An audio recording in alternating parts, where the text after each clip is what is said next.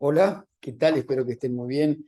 Bueno, bienvenidos al curso de diálisis peritoneal centrado en la persona. Y la verdad que trabajar con respecto a cómo es la prescripción, tanto médica como de enfermería, el soporte necesario, es fundamental si estamos viendo la atención centrada en la persona, porque un sine qua non es que la práctica sea correcta. Entonces, hablar un poco de uno de los mayores problemas que enfrentamos en los que hacemos diálisis peritoneal, que es el manejo del sodio y del agua en diálisis peritoneal, de verdad es un desafío en relación a las actividades que han pasado en los últimos años de la diálisis peritoneal, ¿no? Y hay una serie de bases que son fundamentales para entender esta problemática, que vamos a tratar de repasarlas junto con la actividad que ha dado el doctor Mauricio Uribe, para poder centrar los conocimientos para abarcar este tema. Por un lado, hay un nuevo concepto en diálisis peritoneal, ¿no? Que va desde la mecánica simple, donde teníamos en cuenta el volumen y el tiempo de permanencia de la prescripción en diálisis peritoneal, hasta reclutamiento de poros pequeños, que vamos a trabajar un poquito en ese concepto, y mejorar el control de volumen. Todo eso es lo que lleva a este concepto de diálisis peritoneal adaptada, diálisis peritoneal personalizada, donde ya no se utilizan los cambios con los tiempos o con los volúmenes como estábamos acostumbrados, ¿no? Sino que ahora se tienen en cuenta las diversas funciones que tiene el peritoneo con la aplicación de la fisiología peritoneal para poder prescribir correctamente. Entonces, ya no es solo el control de la urea o de los pequeños solutos, sino que ahora hay que pensar en el control del volumen del agua y la eliminación del sodio. Y ahí empezamos a tener presente también conceptos como tolerancia, el tiempo de sesión, el volumen llenado total del día, la posibilidad de hacer diálisis incremental, con diálisis peritoneal automatizada, y optimizar recursos para hacer más eficiente la terapia dialítica al menor costo posible. Todos estos temas traen a colación la importancia que tiene el control del agua en los pacientes en diálisis peritoneal. Este trabajo es realmente interesante, está publicado en el 2019 en 135 centros de diálisis, casi 28 pacientes, 1000 pacientes incidentes en diálisis peritoneal que han sido seguidos en un periodo de 3 a 5 años, a los que se hizo bioimpedancia, tanto basal como en el seguimiento, y se encontraron que solamente un 36% de los pacientes está euvolémico, mientras que el 33% tiene una sobrecarga moderada y el 24% una sobrecarga severa. Esto realmente es importante. Fíjense que en hemodiálisis, cuando un paciente viene con un poco de sobrecarga, enseguida lo ultrafiltramos. En cambio, el paciente en PD llega con 1 kilo o 1,5 kilos de peso y se lo envía a la casa de nuevo. No podemos ciclarlo, por ejemplo, en la institución, sin embargo, no lo ciclamos.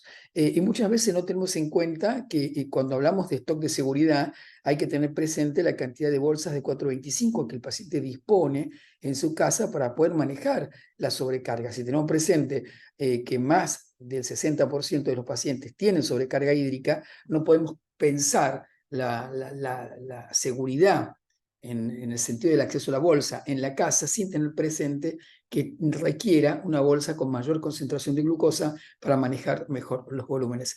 Y acá es interesante cómo cambiaba el volumen o la sobrecarga hídrica en el tiempo, ¿no? En el primer año sumaba un 1,2 litros, en el segundo 1,4 y así continuaba en el tercero. Esto va a tener un impacto enorme en la edad, no tanto en la diabetes, fíjense que sí, el riesgo sumando la sobrecarga hídrica a la diabetes es importante, sumando la sobrecarga a la enfermedad cardíaca, fíjense, a 1,86 y lo mismo con la obesidad. Creo que la sobrecarga de volumen es realmente el problema a enfrentar. Si en algún momento lo fue la peritonitis, hoy es la sobrecarga hídrica.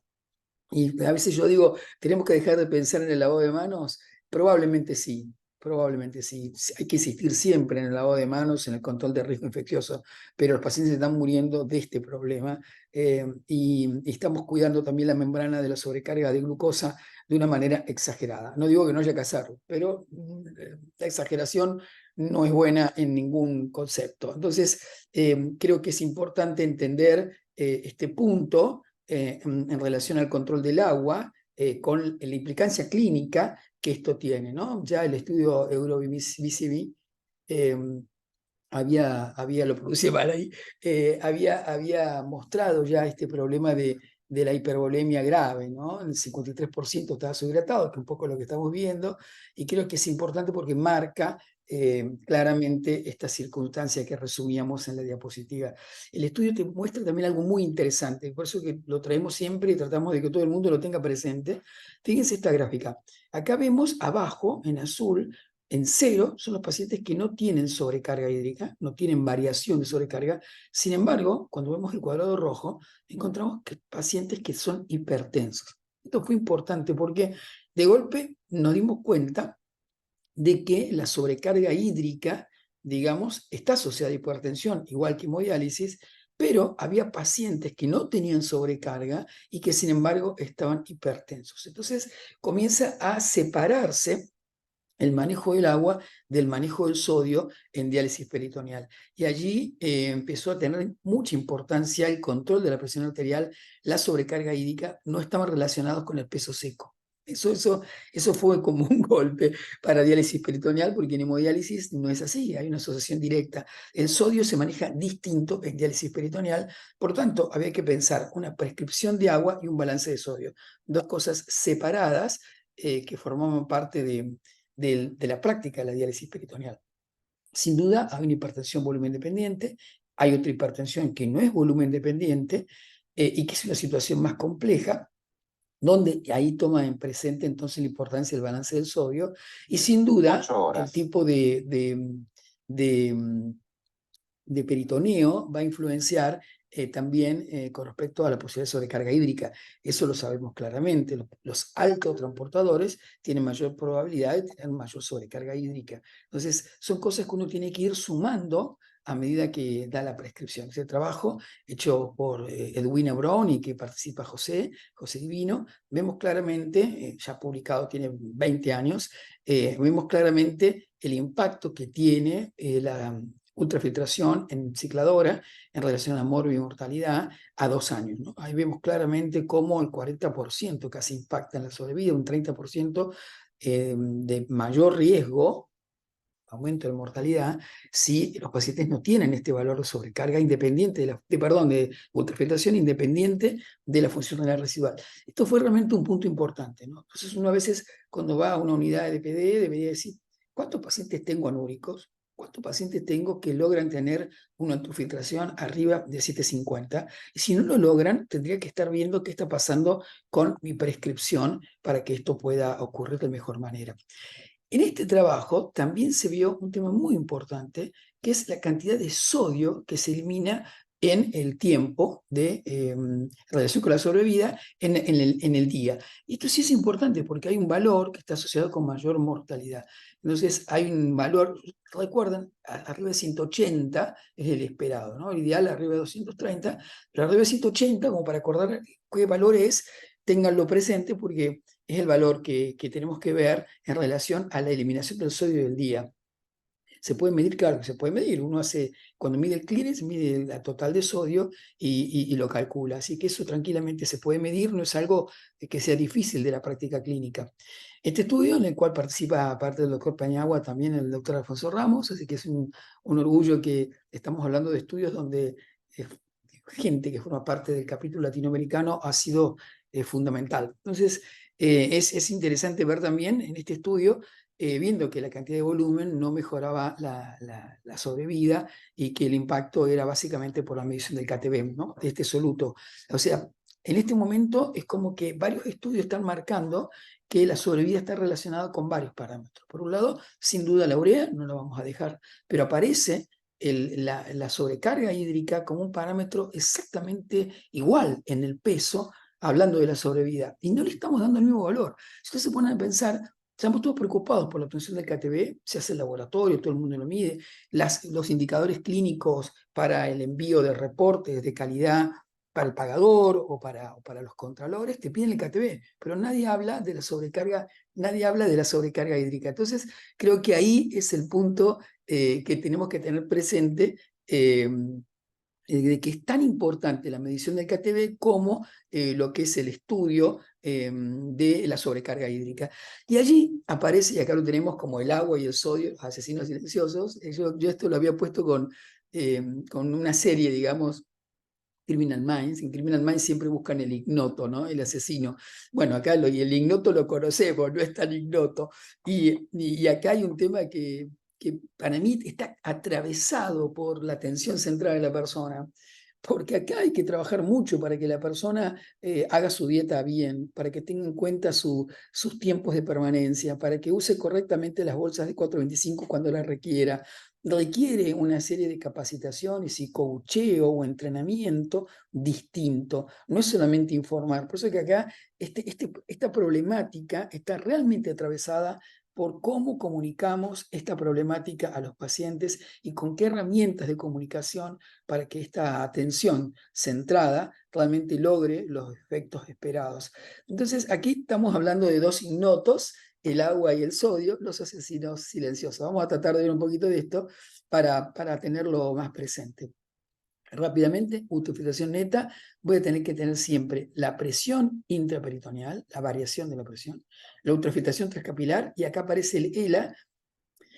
Lo vamos a ver un poquito más a esto muy rápidamente, pero es la absorción linfática, que eso es importante porque está relacionado directo con la PIP. Esto es importante tenerlo presente, y esto es la ultrafiltración efectiva al final. Esto es repaso. Recuerden entonces en la membrana peritoneal van a ver por un lado arriba el capilar linfático, digamos, los vasos linfáticos, y acá tienen el capilar endotelial. Y aquí van a tener los poros. Vamos a tener poros ultra pequeños, que es la famosa acuaporina. La acuaporina lo que hace entonces es sacar agua libre de solutos, solamente agua sale. Eso es una función muy importante porque va a permitir a posteriori el tamizado de sodio, que vamos a tratar de repasarlo para que puedan tenerlo presente. Fíjense aquí, vemos el otro poro, el poro pequeño, en este están las hendiduras interendoteliales, en él es el que va a actuar básicamente la glucosa y va a permitir el pasaje de agua, pero también de solutos. Y por último tenemos los poros grandes, que son raros, que pasan proteínas, ahí pasa la beta-2 microglobulina, ténganlo presente también porque es lo que permite la depuración de beta-2, así que es interesante tener presente todos los poros en este modelo de los tres poros. Y por último tenemos entonces los linfáticos arriba. Esto está relacionado directamente con la presión intraabdominal, y el linfático lo que va a hacer es reabsorber y va a generar el fenómeno de absorción linfática efectiva o retrofiltración. Por eso que la PIP es importante medirla. La PIP va a tener todo este tema de variación de acuerdo a la posición y de acuerdo al volumen que coloco, va a ser mayor la PIP. Aquí vemos el trabajo de Tardoski, donde mostró cómo variaba la posición. Esto es importante, ¿no? Si yo tengo una persona que tiene un abdomen chiquito, no le puedo poner todo el tiempo 2 litros. Por ahí me conviene ponerle 2 litros a la noche y dejar 1,7 litros durante el almuerzo, primero para que coma y segundo para que ultrafiltre más. Entonces tengo que empezar a mirar este tema de los volúmenes para poder adecuar correctamente la prescripción. Y este sí es importante. Estamos hablando del impacto que tiene la PIP en la ultrafiltración, y aquí vemos claramente, fíjense en el gráfico que está acá arriba, vemos claramente cómo a medida que yo aumento la presión generada por el volumen en la cavidad, disminuye la ultrafiltración. Cada centímetro de agua de más disminuye 74 mililitros de ultrafiltración. Entonces, eso termina impactando en las 4 horas que el paciente tiene de permanencia, 5 horas. Así que es importante tenerlo presente. ¿Esto cómo ocurre? Este es un trabajo hecho en Brasil, que también es importante verlo. Ellos mostraron claramente cómo el aumento de la presión intraabdominal generaba un aumento de la reabsorción linfática en casi un 25% más. Entonces, estos puntos son los que hacen que uno, cuando hable de ultrafiltración neta, tiene que tener en presente 4 estructuras o fuerzas que intervienen. Por un lado, la fuerza osmótica, dada por la concentración de la glucosa, la PIP, modulada por el propio volumen intraperitoneal, por el propio volumen de ultrafiltración, por la postura, por el índice de masa corporal y por la actividad física, y la presión hidrostática capilar, que está dada por la sobrecarga hídrica que tiene el paciente, y la presión oncótica, sin duda, que está dada por la albúmina. Entonces, cuando uno tiene un problema de ultrafiltración, también tiene que ver estos puntos, ¿no? Tiene que ver si el paciente no tiene polvovinemia, por ejemplo, pero también tiene que ver si la PIP está medida, y esto es un proceso independiente de enfermería que debería hacerse una vez al mes, porque si no, no lo vamos a ver. Esta es la famosa aquaporina. La aquaporina está en muchos lados, en muchos órganos, no solamente en la membrana peritoneal, sino básicamente también encontramos en el riñón. Es una proteína que permite el pasaje de agua libre de sodio. Eso es lo importante de la aquaporina. Todo este estudio de los solutos, cómo pasaron a través del poro pequeño, lo hizo esta maravillosa persona que es el profesor Tardowski. Así que recordemos básicamente el PEP. Siempre lo comentamos. Vamos a hacer acá el ejemplo de creatinina. Acá vemos el punto cero. En el momento cero, en el líquido peritoneal no hay creatinina, por eso que está cero. Y a medida que pasa el tiempo, empieza a pasar la creatinina y empieza a llenarse de creatinina en el líquido peritoneal. Por eso hablamos de velocidad. Hacemos un rápido transportador o un bajo transportador y en el medio los promedios. Quiere decir que, fíjense, acá en el tiempo cero, en un alto transportador o en un transportador rápido, vamos a ver que pasa rápidamente la creatinina y a las 2 horas ya pasó, fíjense, casi el 80% de la creatinina, ¿no? Entonces, esto es importante cuando uno quiere decir cuánto tiempo necesito para que la creatinina saque la mayor cantidad. Claro, si yo tengo un promedio bajo, fíjense que el 50 lo logro recién a las 4 horas. Esto es importante, ¿no? Es importante tener presente, porque yo, por ejemplo, en la cicladora voy a tener tiempos cortos, 2 horas, y voy a terminar con 4 ciclos, 8 horas total, 9 horas de permanencia. Si yo no dejo un líquido durante el día, no voy a sacar creatinina. Son pacientes que tienen creatinina alta. Entonces, tengan presente que el PET le está diciendo el tiempo en el cual ustedes van a sacar la mayor cantidad de soluto posible. Eso está diciendo el PET, no dice otra cosa. Eso es importante leerlo y también trasladar, prolongar el tiempo para tener una idea de cuánto tiempo requerimos para sacar el soluto. ¿De acuerdo? Esas son cosas importantes. Todo eso va a influir luego con la membrana peritoneal. Entonces vamos a tener la glucosa, que va a tener un impacto de la difusión de gradiente a partir de los poros pequeños y a través de los ultraporos va a permitir salida de agua libre.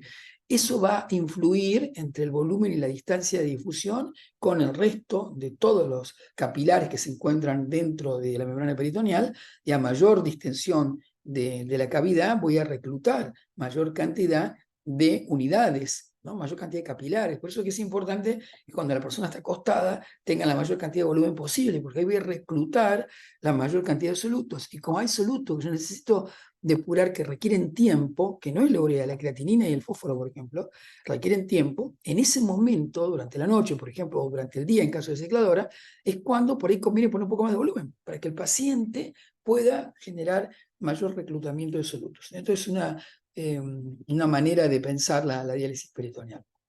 La sal. Bueno, el gran tema radica que la sal, en las soluciones que utilizamos, el sodio, es exactamente igual o muy parecido a la concentración en sangre. Son como isovolémicos, como tienen el mismo poder osmótico, o sea, de relación al sodio, ¿no? Entonces, son iguales. Entonces, ahí viene el tema de que no puedo sacar sal o no puedo sacar sodio por difusión. Entonces, ahí enfrento un problema. Ahora, cuando yo coloco una bolsa, fíjense acá en rojo está la bolsa de 425, fíjense, yo estoy haciendo acá el PET de sodio, estoy viendo cómo está el sodio en el líquido peritoneal y lo voy a contabilizar en tiempo, pero estoy midiendo el sodio en sangre.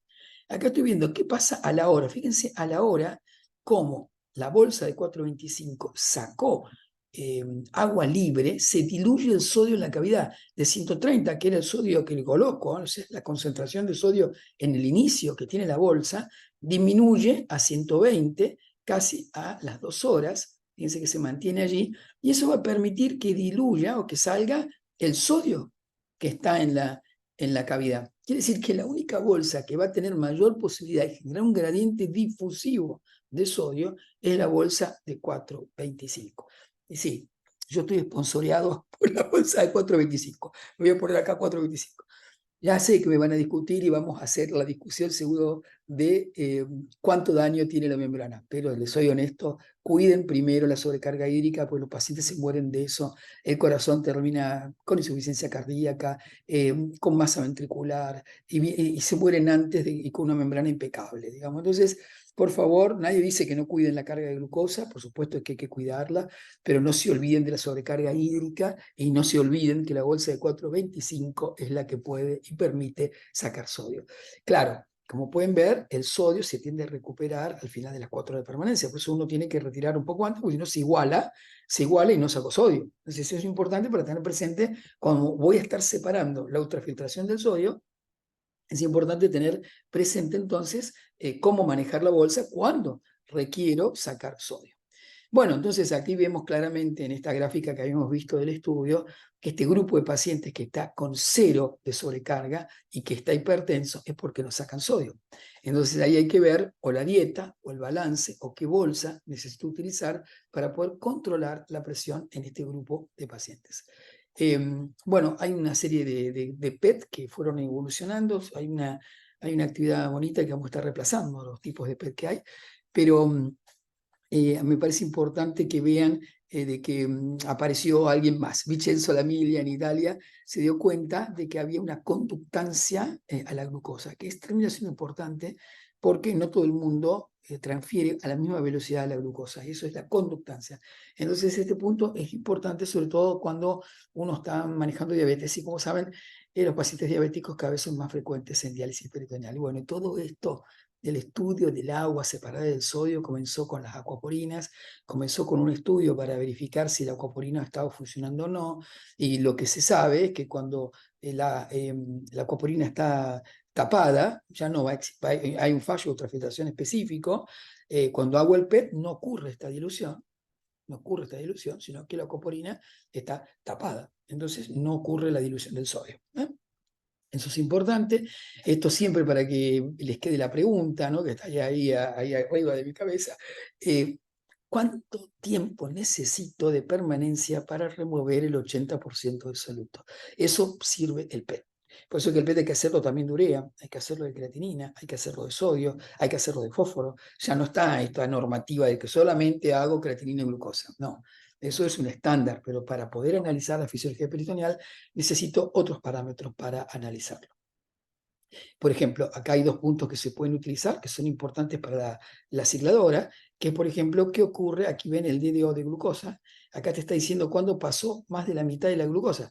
Esto es al revés, ¿no? Acá, cuando veo la gráfica, está lleno de azúcar la bolsa, y a medida que pasa el tiempo va pasando la glucosa de la bolsa a la sangre. Entonces, disminuye el azúcar en la bolsa.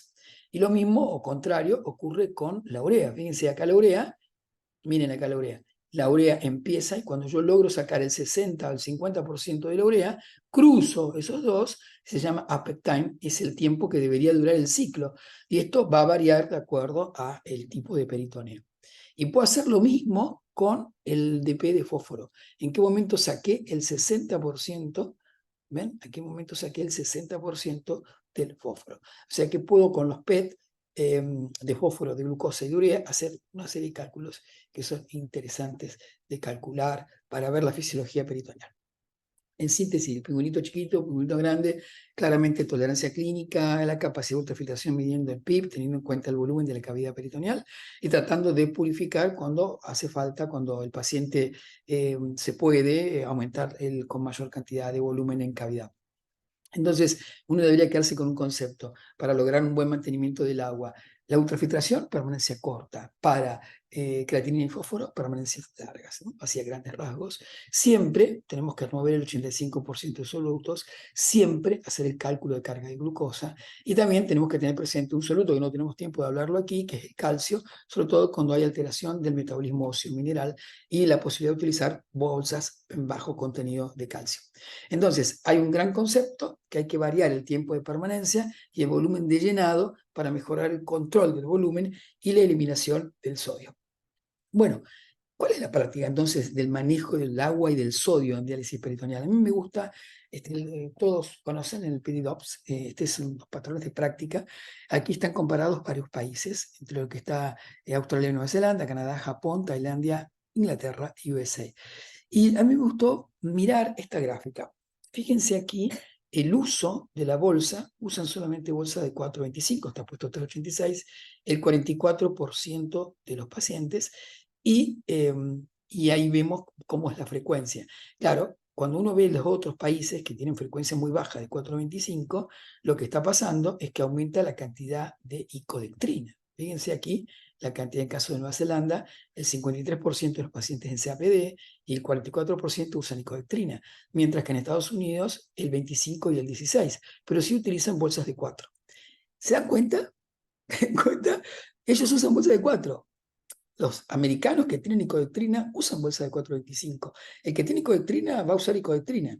Ahora, nosotros no podemos darnos el placer de no usar la bolsa de 4,25.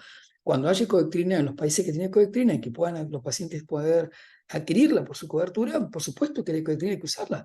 Pero si no, ¿por qué no usar la bolsa de 4,25 con mayor frecuencia y no superando nunca más de una bolsa al día? ¿Por qué no? Les planteo para discutirlo, ¿no? ¿Por qué no? ¿Por qué preferimos que los pacientes estén hipertensos o con sobrecarga hídrica? O transferirlos a hemodiálisis por sobrecarga. ¿Qué nos pasa con eso? Y ahí, esto siempre tengan presente, hay una primera parte que se genera ultrafluidos, entonces esto es el agua libre de sodio. Hay una parte donde se logra un equilibrio osmótico y otra parte donde se reabsorbe el ultrafiltrado y al final termino con un ultrafiltrado negativo. La curva es importante. Tienen que poder ver los tiempos de los ciclos o de la permanencia, en el caso de manual, cómo va ocurriendo esto. Eso es importante para analizarlo y poder utilizarlo, ¿no? Acá podemos ver los diversos picos de ultrafiltración con diferentes concentraciones de glucosa en un transportador promedio alto. Fíjense acá en detalle, analicemos la 1,5, así que el pico casi no hay, ¿no? Muy poquito, y ya a partir de la cuarta hora empezó a retener. Y esto es un tema importante, porque usó mucho la bolsa de 1,5, como si la bolsa de 1,5 fuera buena. Y la verdad es como la clara chía, ¿no? Claramente no era tan buena. ¿De acuerdo? No era tan buena la 1,5, ¿no? Está bien, no pongo tanta carga de glucosa, pero cuidado, que no te ultrafiltra nada. La verde sí, como hemos dicho siempre, me parece que la 2,5 es la buena. No digo que sea la Shakira del grupo, pero creo que es esto. Para mí la Shakira es la de 4,25 porque es la que tiene punche, pero fíjense cómo podemos ver, fíjense, si dejamos a 3 horas, estamos sacando casi 800, ¿no? Logrando un buen valor con un promedio alto a este lugar, ¿no? Y luego va a caer. Esto también es interesante. Si yo dejo la bolsa de 4,25 menos tiempo, dejo menos posibilidad de carga de glucosa. O sea, aporto menos glucosa. Entonces, son cosas para pensar el uso correcto de la bolsa de 4,25, ¿no? Y aquí vemos lo que pasa con el sodio en el mismo concepto, ¿no? Comparando lo que está ocurriendo con una permanencia de bolsa de 4,25, viéndolo cómo va actuando todo. Fíjense, en verde estamos viendo allí, ¿no? Estamos viendo qué pasa con el nivel de sodio, qué pasa a nivel de los linfóticos y qué pasa, esto es la normal ultrafiltración en verde, en amarillo cómo aumenta la absorción del linfático y la transferencia de masa, que es lo que ocurre, ¿no? Entonces ahí se dan cuenta que con la ultrafiltración es cuando yo voy a lograr la mayor salida de sodio. Las altas tasas de ultrafiltración a través de la aquaporina, en el periodo de permanencia temprana, es cuando yo voy a utilizar para poder sacar el ciben de sodio, ¿no? El ultrafiltrado está prácticamente desprovisto de sodio en ese primer momento, y luego va a ocurrir el pasaje de los solutos. Esto es comparando el tamizado de sodio con Dectosol 1,5 con diferentes transportadores. Esto para que vean que es muy poco lo que va a generar de cambio el DP de sodio con las concentraciones, este gráfico. Y aquí vemos que la icodextrina, vamos a ver que por otro lado saca sodio, no está influida por el transportador. Este punto es una cosa muy interesante, la icodextrina. La icodextrina no está influida por los PET. Así que eso también para pensarlo, para el análisis del uso. Aquí vemos exactamente lo mismo. Esta gráfica, véanla, apréndanla porque es importante. Fíjense que acá nos está jugando en el tiempo que yo estoy dejando la bolsa, ¿no? Por ejemplo, si yo dejo entre 10 horas durante la noche, lo que va a ocurrir con cada una de la bolsa de 2,5, ¿no? Lo que va a ocurrir. Claro, si yo dejo la bolsa de 4,25, probablemente saque algo de líquido. Lo que sí seguro se absorbió la mayor parte de la glucosa. Así que es como para discutir la utilización de la bolsa durante la noche. Tengan presente ese detalle común. Este de 2,5 y esto es con los tipos de peritoneo y este es de 4,25. Entonces, como para que tengan presente cómo influye y el tiempo. Lo que quiero que vean de acá, en qué momento está el pico de cada PET, ¿no? Fíjense, yo acá veo el mayor pico, lo tengo ahí, ¿ven? 600, ahí está casi a las 6 horas. con la de 4.25, ¿de acuerdo? Como el pico máximo, ¿no? Pero si yo agarro, me fijo a las 2 horas, es menor la cantidad de ultrafiltrado que obtengo, ¿no? Entonces, estos puntos son importantes para cuando uno quiere jugar con el PET junto con el pico de ultrafiltración. Entonces, es importante para verlo. Y cómo, a medida que pasa el tiempo, voy teniendo la ultrafiltración negativa, ¿no? Entonces, y acá se ve claramente cómo lo que son el alto, que está acá abajo, el alto, el azul, y el promedio, cuando dejo mucho tiempo, empiezan a tener ultrafiltración negativa, ¿no? Es cosa para tener presente cómo manejarlo. Acá hemos unido a la gráfica la icodectrina. Como pueden ver, la icodectrina requiere que esté mucho tiempo la bolsa, ya que tienen la sugerencia de 10 a 12, 14 y 16 para obtener el mayor pico de ultrafiltración. La ultrafiltración que vamos a conseguir con la icodectrina, fíjense que está en 600, ¿de acuerdo? Mientras que la de 425 llega a casi 800, ¿no? O sea, si bien al final tienen un parecido, tiene mayor potencia la de 425 en extraer que la icodectrina. Esto yo lo tengo presente, porque a mí me ha pasado en trabajar con insuficiencia cardíaca, ¿no? Y por ahí el cardiólogo quiere sacar líquido rápido. Y cuando utilizas con icodectrina, necesitas tiempo para sacar. La de 425 te lo sacan en 3 horas. En cambio, si tenés que manejar un fallo cardíaco y tenés que poner icodectrina, tenés que esperar 10, 11 horas para obtener el volumen, ¿no? Así que es importante tener presente los usos y los tiempos y los picos de cada una de las soluciones. Y lo que sí acá les marcaba es que la función de la icodectrina es independiente al transporte. Bueno, este tema, este es un ensayo clínico que ha hecho el doctor Paniagua mostrando la media de ultrafiltración de icodectrina comparada con glucosa, y lógicamente cuando comparo icodectrina con glucosa voy a encontrar que a la larga el manejo de los pacientes con icodectrina tiene menor sobrecarga hídrica. Eso es clave. O sea, el uso de icodectrina hace que el paciente tiene menos posibilidad de riesgo de tener sobrecarga hídrica, ¿no? Entonces es importante. Y este trabajo es realmente importante. Me voy a mover ahí para que puedan ver la tabla, porque esta cuestión es importante porque te da todas las diversas opciones para el uso de cicladora, la estándar, digamos, la terapia 1, donde deja parte peritoneo seco, ¿de acuerdo? La terapia 2, esto es en el periodo largo, ¿no? Está refiriéndose al periodo largo. ¿Qué hago con el periodo largo? Una es dejar líquido en la cavidad durante 14 horas, 2.5. Otra, dejar parte peritoneo seco y luego y una parte húmedo. Otro es agregar un recambio. Otra dejar icodectrina y otro mezclar icodectrina con glucosa. Yo lo que quiero que vean acá es la remoción de sodio. Fíjense que la icodectrina te remueve sodio cuando vos lo dejas todo el día en la cicladora a posterior, en el día húmedo, ¿no? 71, ¿no? Es igual que esta combinación, sacamos 71, ¿no?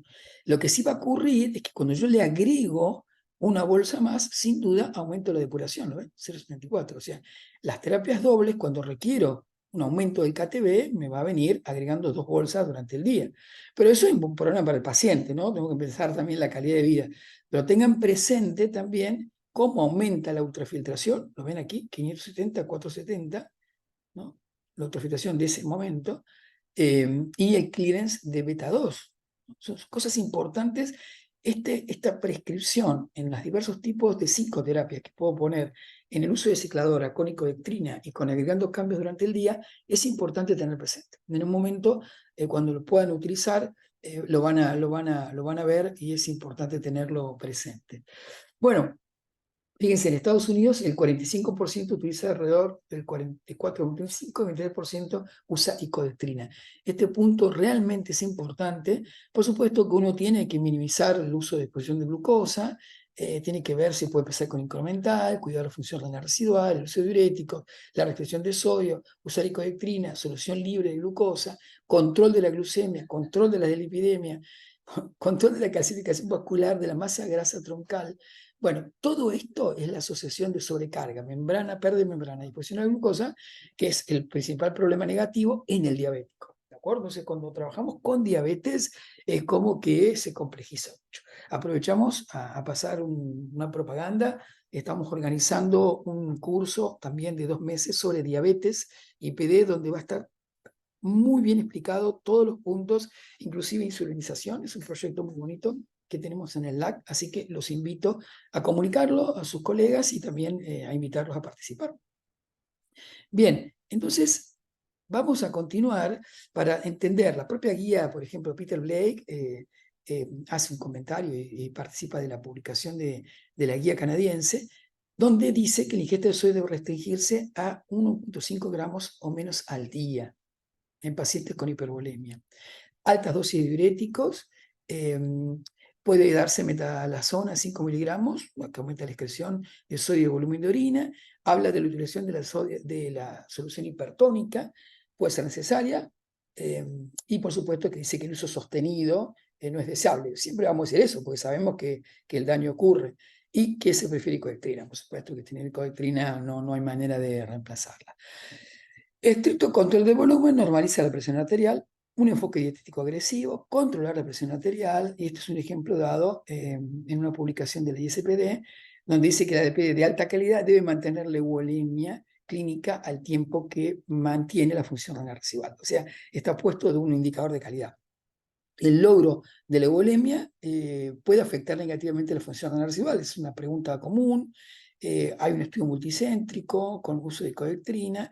El uso de icodestrina perdió peso, perdió agua corporal total. El grupo de glucosa ganó los 3, pero mantuvo la función renal, ¿no? Eso es importante de verlo. Y luego, el valor pronóstico de la orina, todos sabemos lo importante del cuidado. Es importante el monitoreo del volumen de orina residual porque está asociado con menor riesgo de muerte. Y aquí vemos la relación que les contaba de icodestrina con el cuidado de la función renal residual. Todos sabemos que a medida que uno pasa el tiempo en diálisis peritoneal, cambia el PET por la posición de la glucosa, y eso va a tener algún problema. Pero bueno, ¿en cuándo lo voy a ver, no? A los 5 años, fíjense, ¿no? Hasta los 48 se mantiene más o menos igual. A partir de los 48 meses, ¡pac!, viene el problema a los 60 años.